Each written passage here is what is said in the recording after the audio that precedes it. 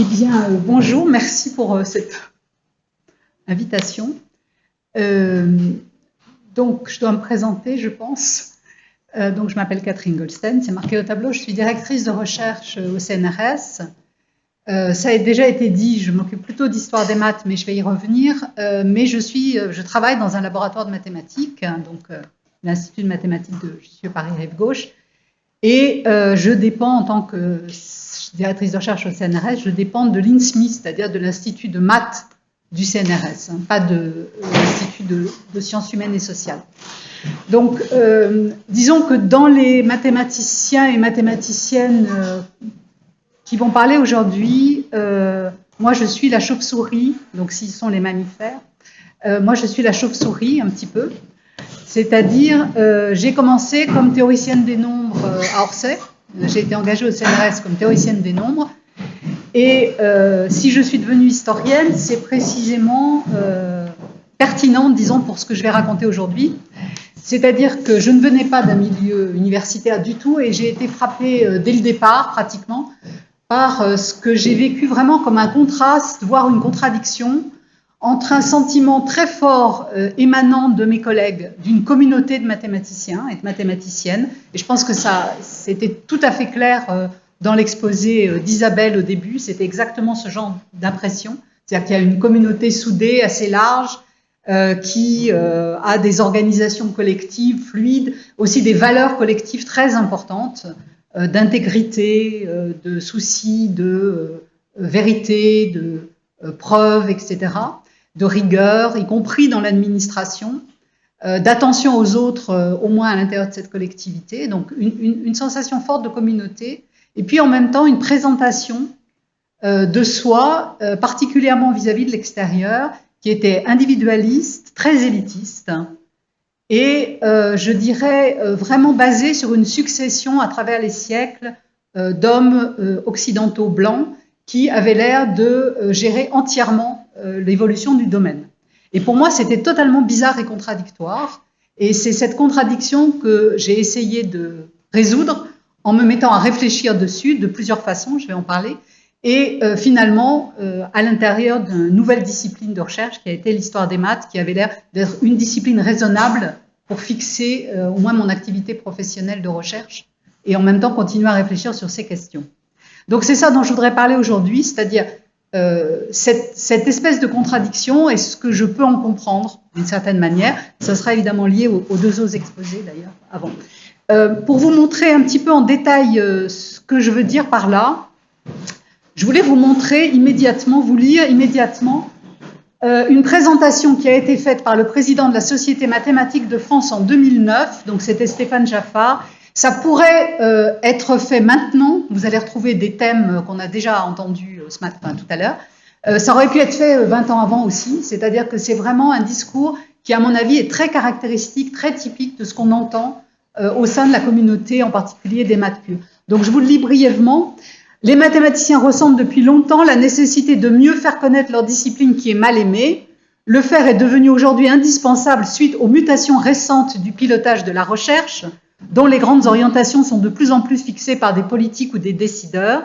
Notre discipline se sent plus directement remise en question que les autres par ces bouleversements. Le réseau des laboratoires de mathématiques, tissé patiemment depuis 20 ans, donc ça c'est à quoi Isabelle a fait allusion tout à l'heure d'ailleurs, a permis aux mathématiques de se maintenir au plus haut niveau mondial. Ce réseau est aujourd'hui menacé par une politique qui risque de favoriser le repli de la recherche sur quelques établissements dits d'excellence. 2009. À une époque où l'on demande à chacun de prouver sa rentabilité immédiate, où l'économique gère la société, il est devenu difficile de justifier le maintien d'une recherche gratuite, non finalisée, dont le but ultime soit l'extension de la connaissance humaine. On peut à minima arguer du fait que la recherche la plus abstraite et la plus désintéressée se trouve souvent, quelques années plus tard, être un outil clé totalement inattendu dans une grande percée technologique. Pourquoi la société a-t-elle une perception erronée des mathématiques, alors que même ces chercheurs ont le sentiment d'être les acteurs d'un domaine en pleine explosion, plus que jamais indispensable aux autres sciences et à la technologie? À mon avis, une des clés de la réponse est dans la main des médias. Il nous est quasi impossible d'expliquer les enjeux, on pourrait dire des autres disciplines d'ailleurs, d'expliquer les enjeux qui se cachent derrière les problèmes internes aux mathématiques, faute de pouvoir mettre en avant les réalisations pratiques spectaculaire dont l'intérêt soit directement perceptible. Alors, je reprends rapidement ce discours parce que c'est tout à fait les thèmes qu'on voit en général. Donc, discipline mal aimée, mal connue, et une discipline à risque de perdre un certain nombre de ses critères et de ses moyens d'existence. Une communauté qui est active, qui est organisée, qui est étendue. Les mathématiques sont utiles à la société, à la base d'avancées technologiques, scientifiques, industrielles. Et puis le double problème, disons, qui est comment justifier la partie théorique, la partie importante des mathématiques, le cœur, disons, du métier, la partie théorique. Et là, c'est le long terme de l'utilité qui est toujours mis en avant, c'est-à-dire ça ne sert pas maintenant, mais si vous êtes patient, à long terme, ça va servir. Donc c'est cette affaire de long terme, et à mon avis, c'est sur ce long terme, je pense qu'on en a d'ailleurs entendu parler déjà dans l'exposé d'Isabelle, c'est ce long terme qui, à mon avis, pose un problème assez sérieux dans les rapports avec justement les politiques, les médias et les autres disciplines. Et puis donc comment communiquer avec ces médias, ces politiques, etc. Alors, pourquoi j'ai donné ce discours et ces grandes lignes? C'est parce qu'en fait, ce discours s'inscrit dans une suite de discours de la société mathématique, de la communauté mathématique dans son ensemble, qui ont au moins commencé, au moins en ce qui me concerne, dans les années 80.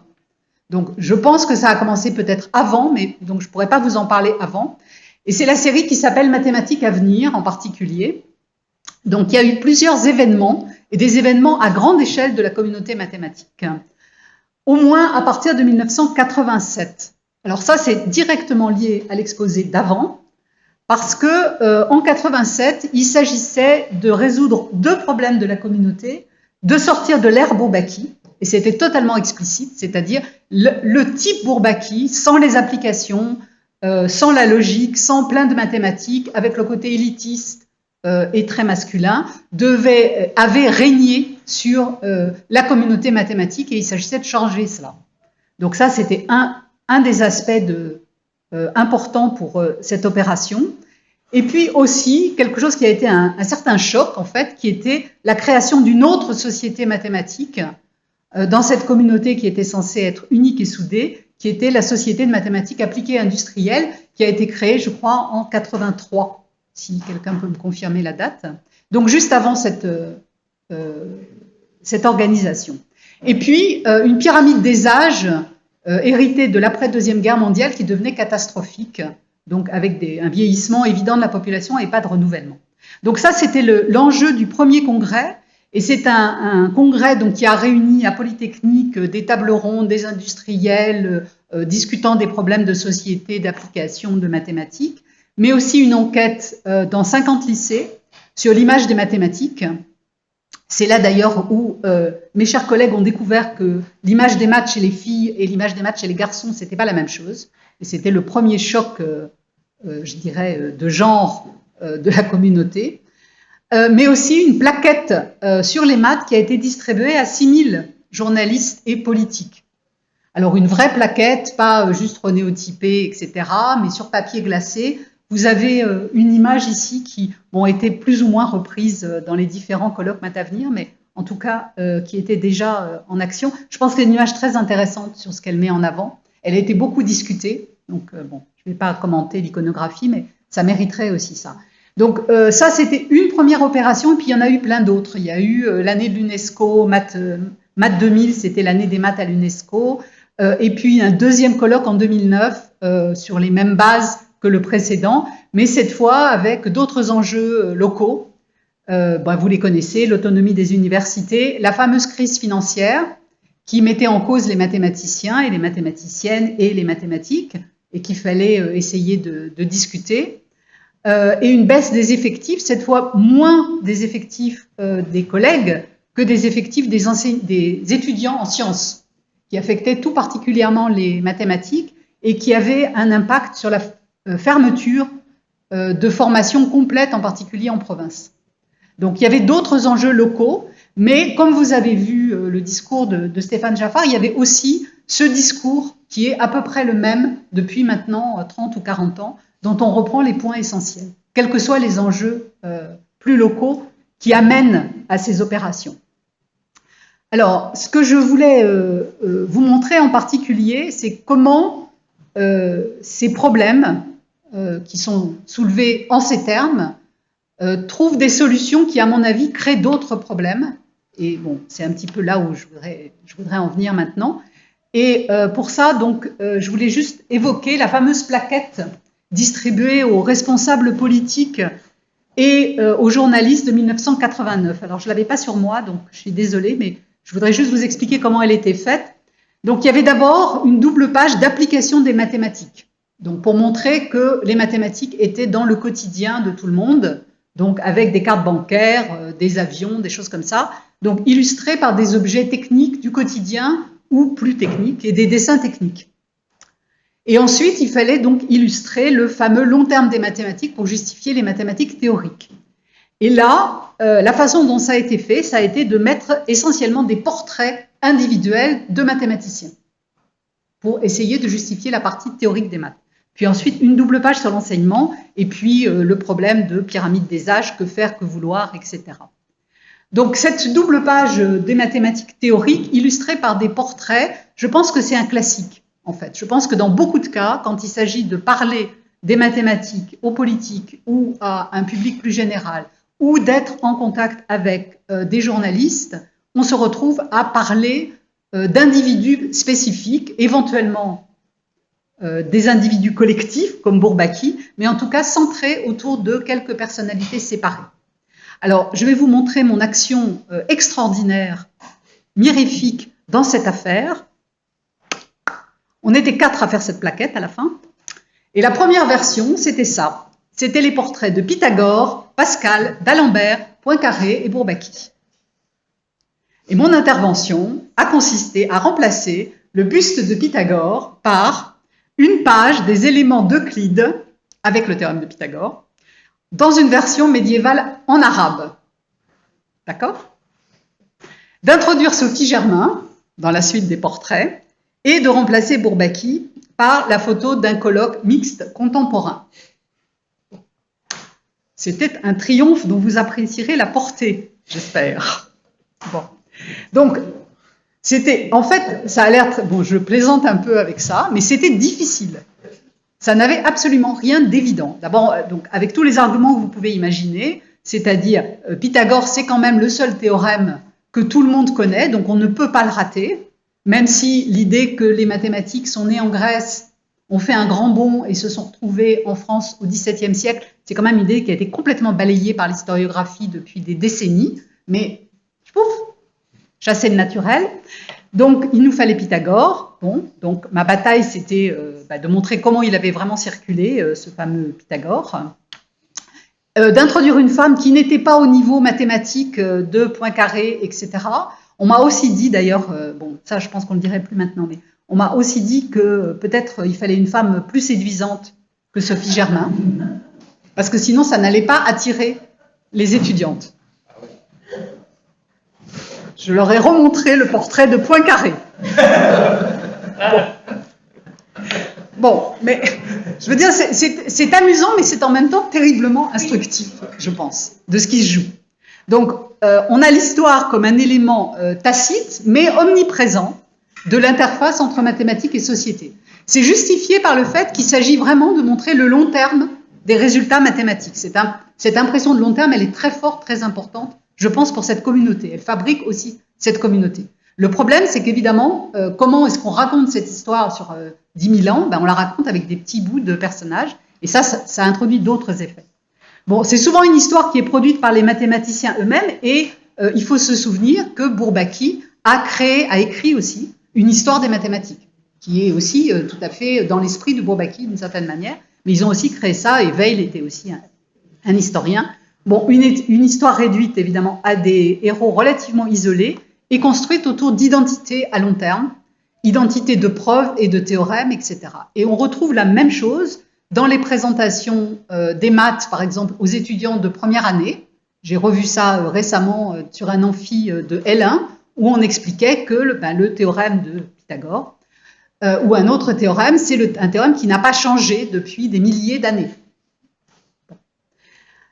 Donc, comme j'écris au tableau, en fait, l'élitisme qui a été viré, disons, par la porte vraiment, et qu'on essaie de faire sortir, et bon, je pense qu'on a entendu Isabelle là-dessus, en fait, rentre par cette fenêtre de la présentation pseudo-historique des mathématiques quand on est dans une interface avec un public, alors d'enfants, d'étudiants, de journalistes ou de politiques. Et par exemple, quand ils ont réintroduit dans les programmes de CAPES l'histoire des mathématiques, eh bien, ça a commencé par il est important que les enseignants du secondaire connaissent la biographie de personnages essentiels. Et les personnages essentiels, c'était Pythagore, Thalès, blablabla, etc. Je vous passe les biographies de Pythagore et de Thalès. Alors,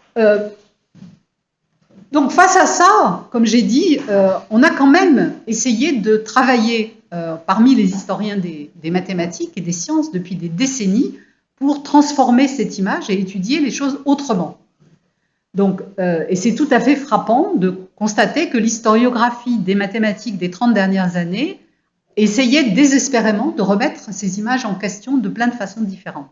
Donc, soit en étudiant des structures connues, établies, disons, de la communauté des mathématiciens à travers les siècles, donc ça peut être simplement l'histoire de la Société mathématique de France, l'histoire de certaines académies où il y avait du travail collectif qui était fait, dans des modalités variées, bien avant Bourbaki, l'histoire des journaux scientifiques, des journaux mathématiques en particulier, comment est-ce qu'ils étaient fabriqués, comment est-ce que les évaluations étaient faites, comment les auteurs étaient choisis, pas choisis, des choses de ce genre. Bon.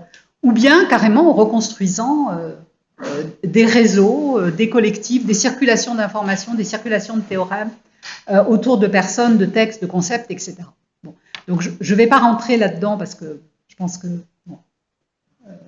ce n'était pas le but de l'opération, mais j'ai juste mis quelques ouvrages qui vont dans ce sens au tableau, mais il faudrait enfin couvrir ma diapo de textes, d'articles, etc., qui vont tous dans le même sens. Donc je voulais donner deux exemples, mais peut-être que j'aurai le temps d'en donner qu'un. Oui, sans doute. Bon. Donc un exemple, je l'emprunte à Caroline Erhardt, c'est l'exemple de Galois, parce que c'est un exemple centré autour d'un des héros des mathématiques, clairement. Donc, l'histoire standard de Évariste Galois, je pense qu'il y a beaucoup de gens qui la connaissent, même au-delà du cercle des mathématiciens et mathématiciennes. Donc, génie précoce, début du 19e siècle, maltraité par l'institution, puisqu'il est refusé à Polytechnique. Son manuscrit génial est refusé à l'Académie des sciences. Il est perdu ensuite, en partie. Donc, on a vraiment la totale. Parce que ces manuscrits et ces travaux offraient déjà une vision qui est souvent qualifiée de pré-structuraliste. Donc, il a plus ou moins vu inventer la théorie des groupes avant qu'elle n'existe. Un Galois qui est aussi engagé politiquement et du bon côté, il est du côté des révolutionnaires quand il faut l'être, qui meurt en duel en écrivant une lettre testament de mathématiques, donc vraiment un héros romantique, et resté incompris pendant des décennies, avant que justement il ne soit récupéré par la théorie de Galois.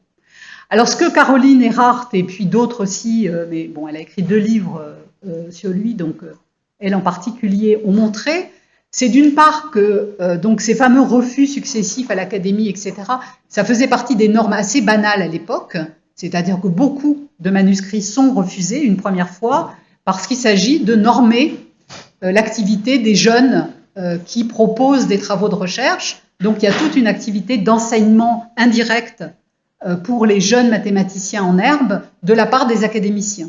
Bon. Sauf qu'il se trouve que Galois avait très mauvais caractère, donc il l'a plus mal pris que d'autres personnes. Mais bon, à part ça, donc, les manuscrits perdus, c'est assez fréquent aussi. Hermite, par exemple, qui était beaucoup plus raisonnable, a aussi vu ses manuscrits perdus. Et il y en a plein qui ont été perdus. Si on commence à regarder en détail l'emploi du temps des académiciens de l'époque et le nombre de rapports qu'ils faisaient, c'est absolument délirant. Bon, je sais bien qu'ils n'élevaient pas leurs enfants, mais c'était quand même tout à fait impressionnant. Le nombre de rapports et l'étendue des rapports que tu réclamais tout à l'heure, l'étendue des rapports qui sont faits. C'est-à-dire que parfois, ils trouvent des meilleures solutions. Enfin, bon, il y a tout un travail de relecture des manuscrits ici. En fait, les résultats de Galois ont été diffusés assez rapidement. Ils ont été aussi intégrés, mais pas dans le bon point de vue, c'est-à-dire qu'ils ont été intégrés par des gens qui avaient d'autres priorités que ce qui sera après vu comme la priorité importante, la priorité essentielle de la théorie de Galois. Bon. Et puis surtout, il y a ces nouveaux récits assez mythologiques qui se mettent en place sur Galois, comme génie incompris à la fin du XIXe siècle, et ça va de pair avec une nouvelle position de l'école normale supérieure. Donc au début du siècle, quand Galois travaille, c'est l'école polytechnique qui forme en France la plus grande partie des mathématiciens. L'école normale supérieure est une école plus médiocre, disons destinée à fabriquer plutôt des enseignants. Et ça change évidemment au cours du XIXe siècle, en particulier à la fin du XIXe siècle. Et Galois apparaît comme un des héros potentiels illustrant la nouvelle donne, disons, des grandes écoles en France, et en particulier l'importance de l'école normale supérieure. Donc il y a plein de phénomènes collectifs comme ça, qu'on peut mettre en place autour de l'image assez mythifiée de Galois, qui montre donc une autre perspective sur ce qui s'est passé autour de son travail et de lui-même aussi. L'autre exemple que je voulais donner, c'était justement l'exemple d'une discipline. Parce que ça aussi, c'est, je pense, assez significatif. Donc, on a les mythes autour des personnes, mais on a aussi les mythes autour de la manière dont l'histoire se fait, les mathématiques évoluent. Et en particulier, donc, je suis revenue à plusieurs reprises sur la question de l'histoire de la théorie des nombres, bon, qui a été mentionnée comme justement un des domaines d'excellence le plus pur et très bien vu par les Bourbaki. Et donc, dans les années 80 et 90, l'histoire de la théorie des nombres, c'était une histoire qui était réduite à, comme le dit André Weil lui-même dans la citation que vous avez au tableau, un petit groupe choisi d'hommes. Donc les noms de Gauss, Jacobi, Dirichlet, Kummer, Hermite, Eisenstein, Kronecker, Dedekind, Minkowski, Hilbert viennent à l'esprit. Donc un certain nombre de personnes comme ça. Et puis une histoire qui était centrée autour d'un type de résultat central qui agissait comme un moteur de tout le développement. Donc en l'occurrence, ça s'appelle la loi de réciprocité. Bon, j'aurai peut-être pas le temps de dire ce que c'est, mais c'est une loi qui permet de réunir les briques de la théorie des nombres que sont les nombres premiers. Et puis, l'extension de l'arithmétique depuis les entiers ordinaires à des entiers plus compliqués où les lois usuelles de l'arithmétique ne sont plus valables et donc où on doit développer de nouveaux points de vue pour réussir à faire la même chose, en particulier avoir une bonne notion de premier qui ne marche plus au niveau des nombres et qui force, si j'ose dire, les gens comme Kummer ou Dedekind à se déplacer vers un point de vue plus structural. Bon. Et ça implique donc une seule dynamique positive et féconde, la mise en place de ce point de vue structural avec purification des méthodes. C'est à peu près l'image qu'on a d'ailleurs de Bourbaki, je pense. C'est-à-dire, on purifie les méthodes comme ça. Donc on a une image, alors bon, je vous l'ai fait un peu caricaturale ici, mais assez linéaire avec des petites têtes qui se parlent mutuellement comme ça. Et bon, voilà. Et surtout le développement d'un morceau de la théorie des nombres, disons, qu'on appelle la théorie algébrique des nombres, d'un grand homme à un autre, avec une purification, une autonomisation du domaine et une purification des méthodes. Alors, je pense que je n'ai pas le temps de vous donner en détail les avatars de cette... J'avais prévu de le faire, mais je pense que vous allez échapper aux maths. On peut y revenir après. Donc, à la fin du XXe siècle, par curiosité, je suis allée voir qui faisait de la théorie des nombres, justement, à la fin du XIXe siècle, ayant cette histoire en tête. Et donc, je suis tombée en dépouillant les revues sur le schéma que vous voyez en haut. Alors, je ne sais pas si on voit bien, mais donc, en particulier à droite, vous voyez la répartition des articles écrits par des auteurs de différentes nationalités. Et en noir, ce sont les Français. Et en gris clair, ce sont les auteurs allemands. Et puis, bon, il y a des auteurs anglais avec des rayures, etc., etc. Et ça, pour moi, c'était vraiment un choc parce que ça montrait des centaines d'auteurs, il y a des centaines d'articles impliqués, des centaines d'auteurs et de toute nationalité, alors que normalement, je devais avoir une majorité d'Allemands et peut-être un ou deux Français égarés selon l'histoire traditionnelle. Donc, face à ça, évidemment, on a commencé à se pencher un peu plus en détail sur qu'est-ce que c'était l'évolution du domaine pendant cette époque, y compris à partir du début du siècle. On s'est rendu compte qu'il y avait eu beaucoup de travaux faits avec des développements dans plein de directions différentes, pas du tout dans une seule, avec des recoupements dans d'autres thématiques, non seulement des choses comme la géométrie, par exemple, qui étaient pas vraiment attendues, mais aussi les probabilités, juste pour donner des exemples là-dessus, et surtout des priorités, disons, de nature épistémologique qui étaient très variées. Donc, pas seulement la pureté, par exemple, il y a vraiment des auteurs qui voient dans l'unité des maths un ressort beaucoup plus important que la pureté des méthodes, et donc ils sont très contents quand on peut mettre de l'analyse, de la géométrie, des probabilités, etc., avec la théorie des nombres. Ce qui est évidemment complètement anathème pour un certain nombre d'autres groupes de mathématiciens qui, eux, veulent absolument purifier les méthodes, n'avoir des méthodes que purement arithmétiques, par exemple, ou purement à l'intérieur de la théorie des nombres, ou bien purement géométriques dans certains cas, etc. Donc on a des tensions à l'intérieur d'une communauté beaucoup plus vaste sur les priorités, les types de preuves qui sont acceptables ou pas, les types de développement, le fait d'avoir ou non des applications. Il y a des applications de la théorie des nombres au tissage, par exemple, y compris industrielles, dans le nord de la France à la fin du 19e siècle. Et puis des structurations des recherches, et ça c'est quelque chose qui nous occupe beaucoup et nous ont beaucoup occupés, qui ne sont pas toujours disciplinaires, c'est-à-dire c'est pas toujours avec un bon manuel qui va fixer les bons concepts et la bonne façon de travailler des preuves, par exemple, d'une certaine manière, ou en essayant de trouver le concept le plus général à partir duquel on pourra déduire tous les résultats, comme ça a été décrit tout à l'heure. Donc il y a en fait beaucoup d'autres structurations possibles, ça peut être des structurations de lettres, des structurations, à un moment donné on a repris à Bourdieu la notion de champ de recherche, avec des échanges, etc., mais aucun accord sur ce qu'il fallait faire, mais énormément d'échanges où les gens reprennent avec leurs propres priorités les mêmes problèmes. Le même énoncé, par exemple, mais ils vont le développer dans 4, 5, 6 directions différentes et rééchanger là-dessus et éventuellement se disputer sur le fait qu'il y a des directions qui sont mieux ou pas. Donc ça donne quelque chose, alors je ne suis pas très bonne en dessin, donc je n'ai pas réussi à vraiment bien illustrer ça, mais juste pour montrer l'impression de fouillis bien plus grande que la jolie ligne que je vous ai montrée tout à l'heure.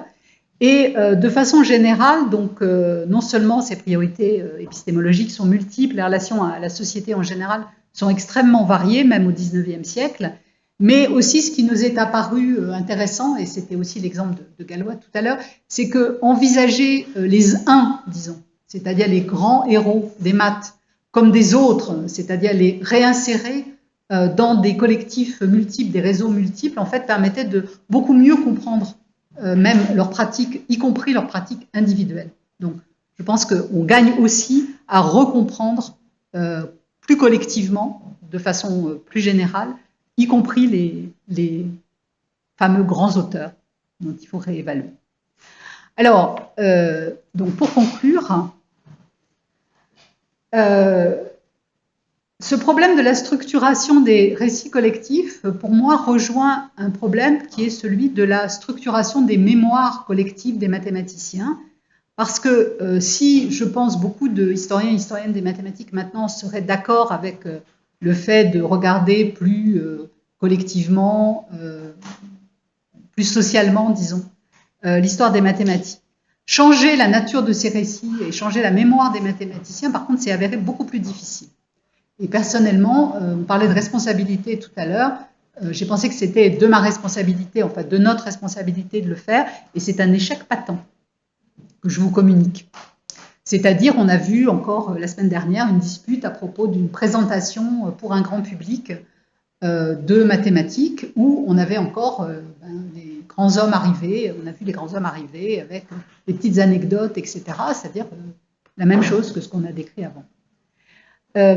Je ne sait pas, et je pense que c'est ouvert à la discussion, de quoi sont faites ces difficultés. C'est-à-dire, il y a le point que j'ai soulevé au début, c'est-à-dire la volonté d'avoir un long terme des mathématiques, qui n'est pas facile à décrire, qui n'est pas facile à transmettre, mais je pense qu'il y a aussi des effets d'identification forte au moment du travail individuel avec un certain nombre de ces personnages fameux.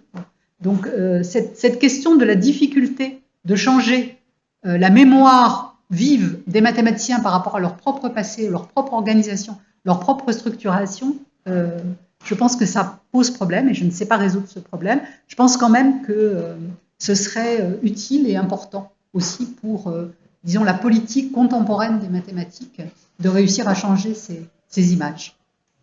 Voilà. Et je vais m'arrêter là.